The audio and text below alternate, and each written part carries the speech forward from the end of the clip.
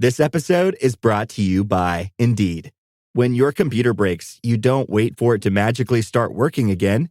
You fix the problem. So why wait to hire the people your company desperately needs? Use Indeed's sponsored jobs to hire top talent fast. And even better, you only pay for results.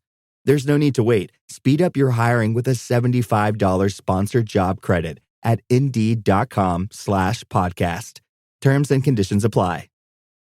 Today at T-Mobile, I'm joined by a special co-anchor. What up, everybody? It's your boy, Big Snoop Deal Double G. Snoop, where can people go to find great deals? Head to T-Mobile.com and get 4 iPhone 16s with Apple Intelligence on us, plus 4 lines for $25. That's quite a deal, Snoop. And when you switch to T-Mobile, you can save versus the other big guys' comparable plans plus streaming. Respect. We up out of here. See how you can save on wireless and streaming versus the other big guys at T-Mobile.com/switch. Apple Intelligence requires iOS 18.1 or later. You are my sunshine. Incredible as they seem, are not the results of mass hysteria. I only...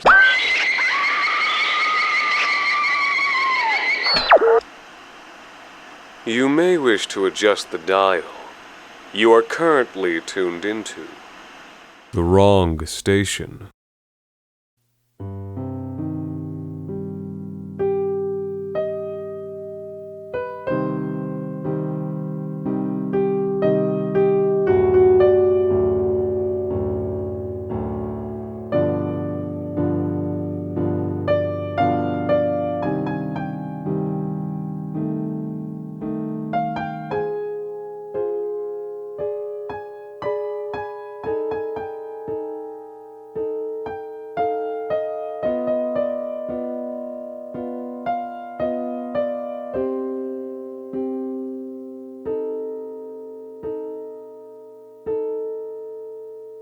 Well, most of the folks in that camp were some kind of squarehead or another, so I never took it too serious when they talked about a devil that lived in that woods.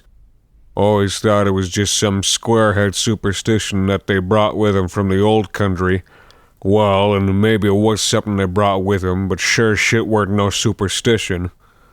Now, I'd been in that camp for about 6 months, and Jack had been there for about 4, and me and him were tight, being as how we was the only ones at the camp which spoke more than a few words of anything other than squarehead or different squarehead.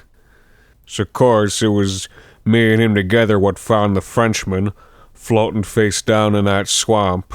And we thought for sure he was dead, way that he was floating there, but when we got him with the long sticks, he started to gasping and grabbed for the stick and letting us pull him to shore, where he doubled down coughing and a puking water and wheezing for air.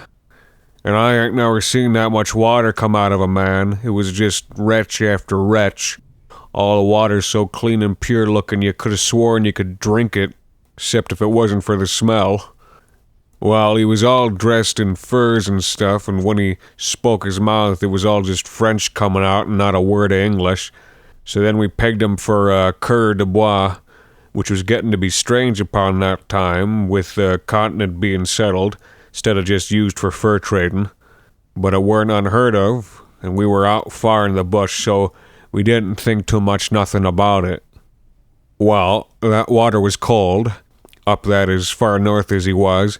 It don't matter the time of year, the water gets cold, so fast as we could, we brung him back to the camp, 'cause his teeth was chattering and he was shaking, and if we didn't get him a fire and some blankets, then it wasn't gonna make no difference what we dragged him out of the pool, but that he wasn't gonna make it. So we got him back there, got him some fire and blankets and soup, and we starts looking around the camp for someone who speaks Francais, but try as hard as we might, we can't even luck a person in the place who speaks Anglais. So it just comes down to us to find out who the fuck he is and how he got to be in that pool. Now Jack were lucky enough to spend about a year living up in Montreal, and so he's got a bit, just a real little bit, just what they call a smattin' of it, of French. So he starts asking the guy as best he can, and as he's shivering, still dripping cold by the fire, he tells us that his name's Jean, and that he comes from Quebec, and that he was traveling with something called the Expedition de Martin. And we, mostly by miming out the thing, try and ask him where's the de Martin expedition now, and he says you'll sell more, which Jack tells me he thinks means that they're dead. Well, I guess we figured that the case anyway, from the way he'd been laying in a pool in the swamp that branched off from the Alstakenny Rapids, but still it sent a shiver down our spines. Then after that, the Frenchman added the word j'espère. So that's, il s'en more, j'espère. But Jack didn't know what that one translated into. And after that, remember, he's just come in half drowned, half frozen, no jacket, no food, not tent, no nothing. He stands up and goddammit, he tries to leave.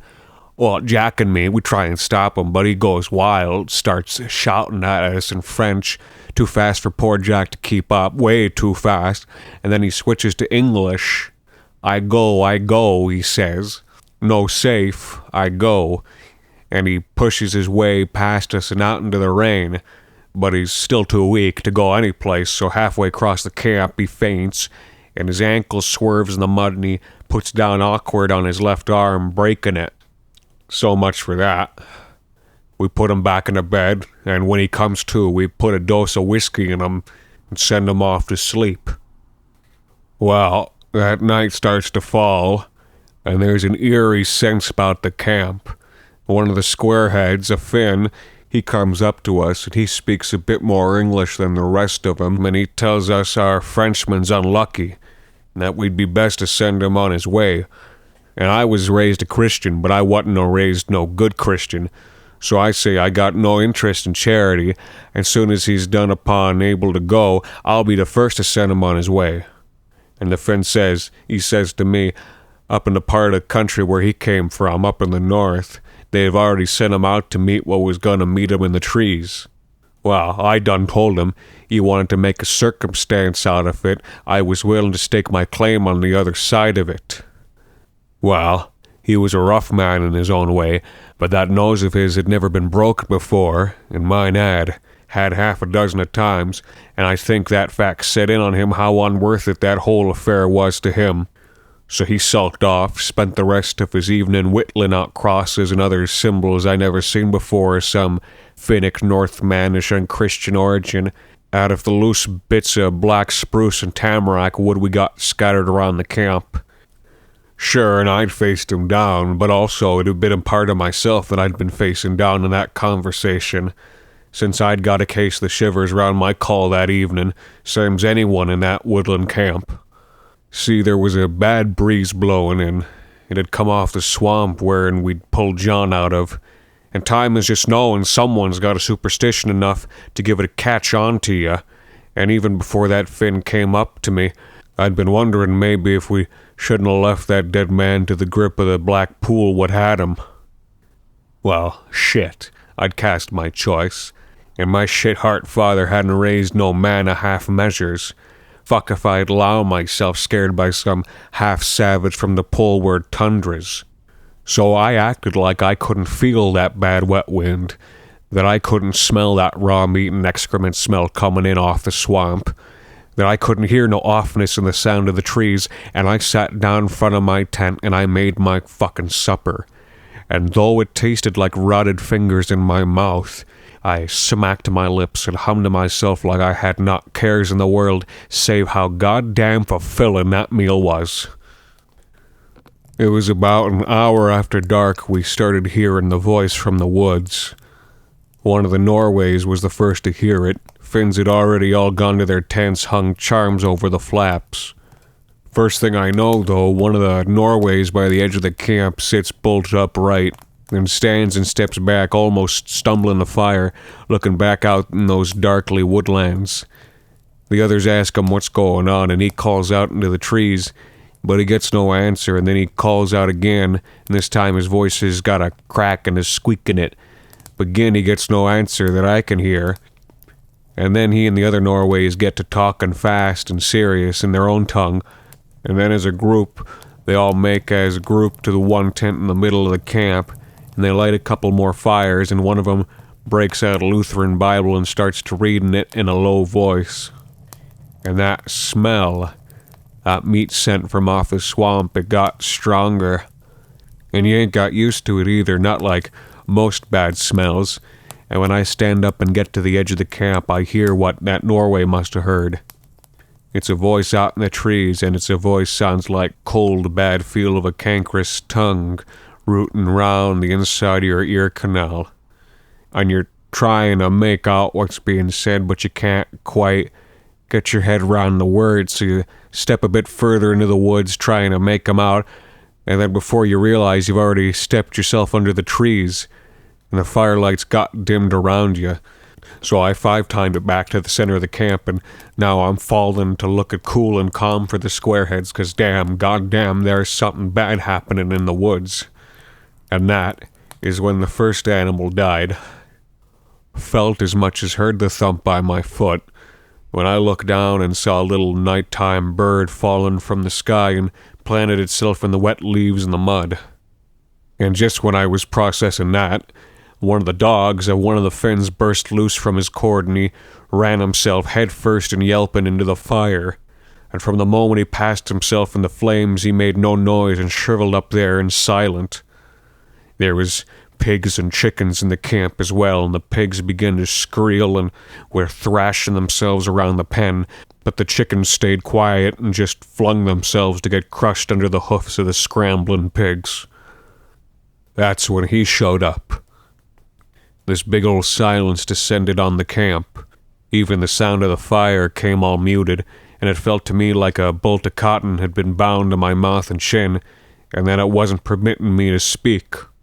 Then out of the woods came the mutters, that same mutters what I'd heard on the outskirts of the camp, but what till now had been kept at bay by the light of the campfires.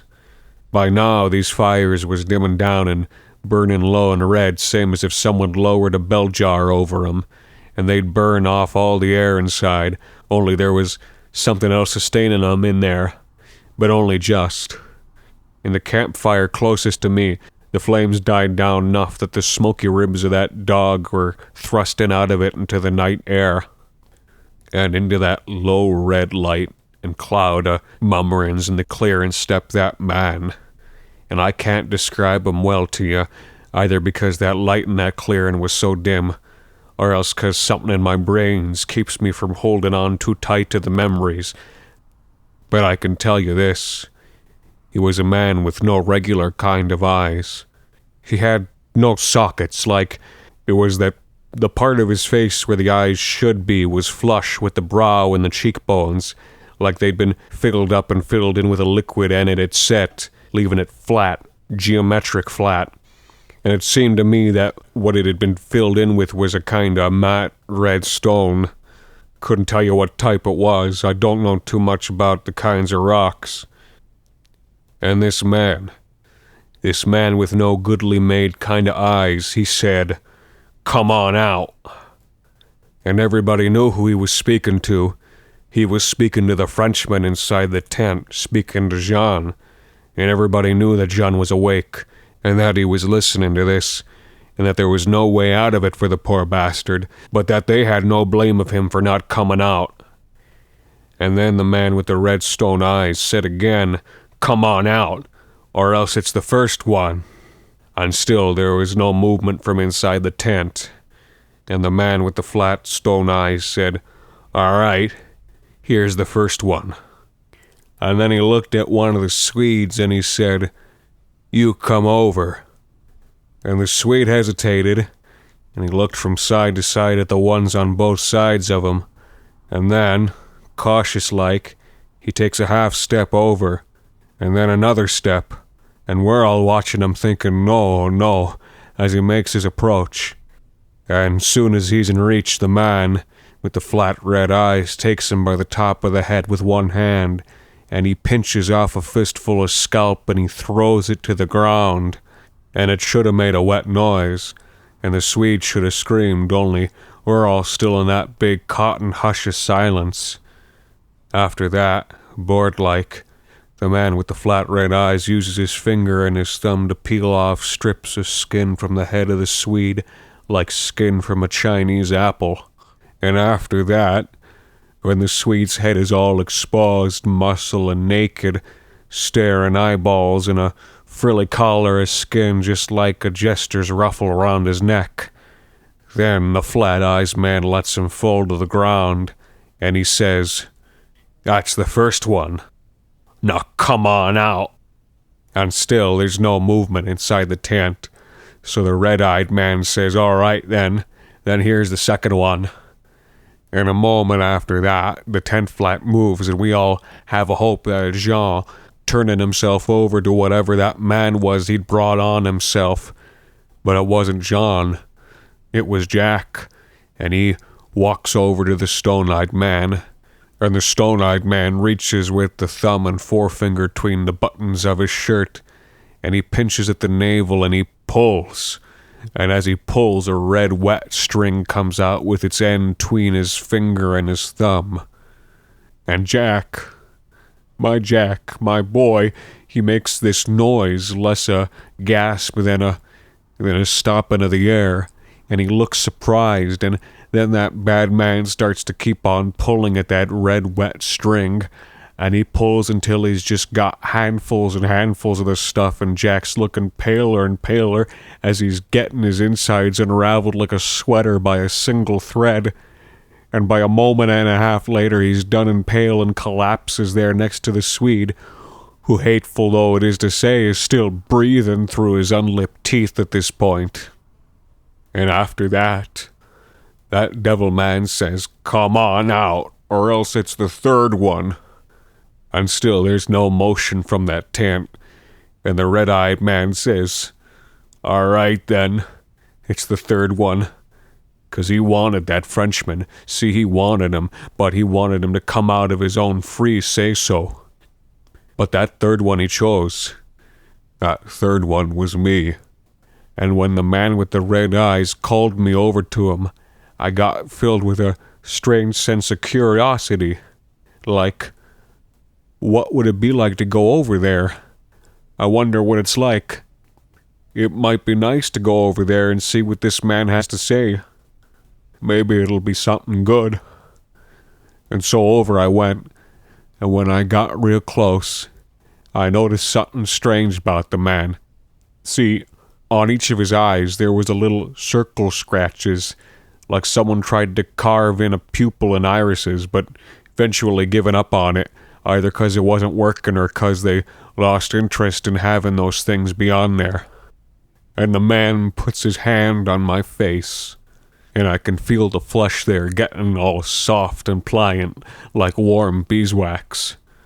And then I felt the same thing happening to the bone, and it hurts, a kind of deep down wrongness pain that I've never felt the same of in a lifetime full of wrongness and pain.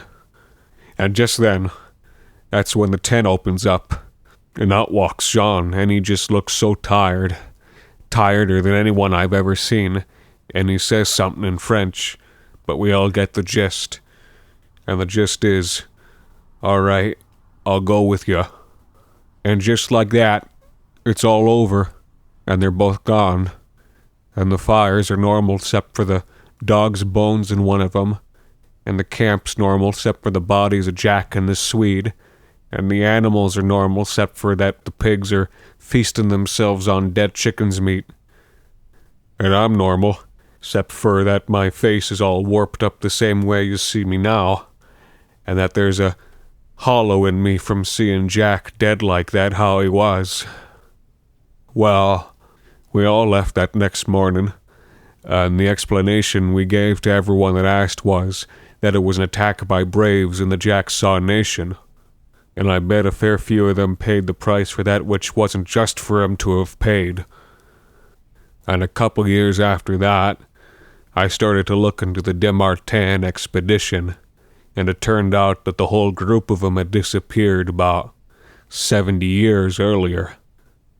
Well, John didn't look like any 90-year-old man to me, but I guess it doesn't matter now. As his folks would say, "Il est mort. J'espère."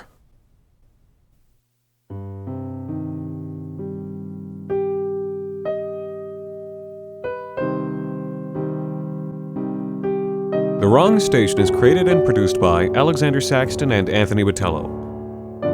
Featuring Anthony Botello, with music composed by Alon Zitrin and original artwork by Jenny Henderson. This week's episode, Come On Out, was written by Alexander Saxton. We at The Wrong Station would like to thank you for listening to our first season.